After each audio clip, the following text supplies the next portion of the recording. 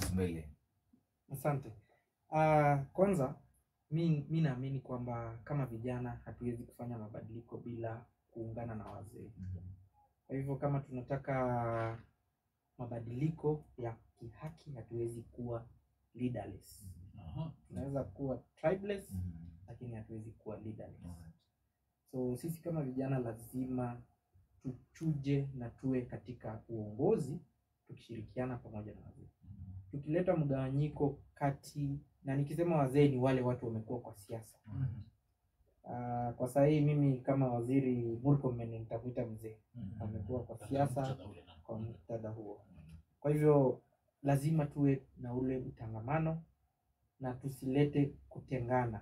Kwamba the old establishment, wale wanasiasa wa zamani na wale wapya wanakuja kama Gen Z wawe na utangamano, basi hakuna mahali tutaenda. Na umoja ni kitu imekosekana katika vijana.